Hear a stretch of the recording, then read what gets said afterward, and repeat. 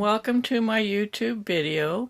In this video I'm going to demonstrate how to work the purl stitch in both the Continental method and in the English method. I'm going to start out by showing in the Continental method. I have a previous video showing how to work the knit stitch in both the Continental and English method, and I'll link that up here in the corner of the video. To start, Continental is worked by holding the yarn in your left hand, and that does not necessarily mean that you're a left-handed knitter. It just means that you're holding the yarn in your left hand. And many people who crochet actually find working Continental easier because they're accustomed to holding the yarn in their left hand when they crochet. So you can hold the yarn however you want. You can hold it between your fingers, over your finger, under your finger, over a couple fingers, whatever is comfortable for you in holding the yarn. I hold it by wrapping it around my little finger and then over these two fingers, and I show more of that in the knit stitch video linked up here. To start out, so you want to have the yarn to the front of the work when you're purling, not to the back. If you happen to have the yarn to the back and you go to make a purl stitch, you'll end up with a yarn over at the beginning of your row, and that causes you to have one more stitch than you started with before. So you want to make sure that the yarn is to the front of the work before you make your first stitch. When you purl, you put the right needle down through this leg of this stitch, versus knitting, you put this needle up through this stitch to knit. And you also have the yarn to the back when you knit. So when you knit, the right needle goes up. When you purl, the right needle goes down.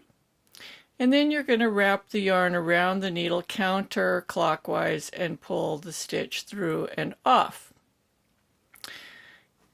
Most people, when they're first learning how to do purling in Continental, find that managing the yarn is awkward. It just takes practice.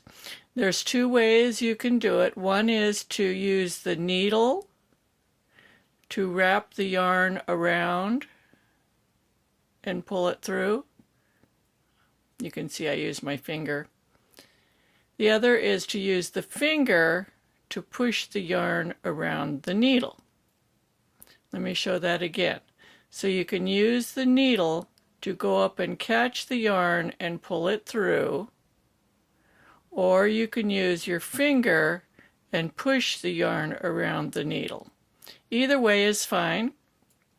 Whatever works for you, as long as the yarn's going around this needle counterclockwise. If you look at it this way, the yarn should be going around that needle counterclockwise.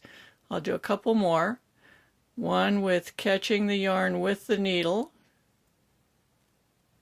and the other pushing the yarn around, and you can do a combination of the two. Now when you want to make a purl stitch using the English method, you need to have the yarn to the right of your work, and I tension the yarn exactly the same way. But again, you can hold it however you want. You can do whatever you want, however you want to hold the yarn. So I'm just going to freely hold it like this to show you. Counterclockwise, counterclockwise. And the yarn is always to the front.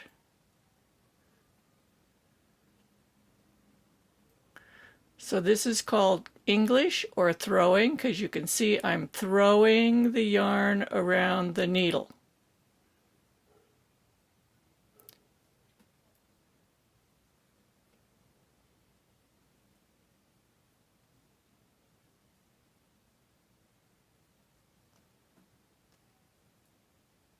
Again, if you're working at the beginning of the row, you don't want to let go of the needle, the right needle. So I put my thumb and my finger over here to hold it.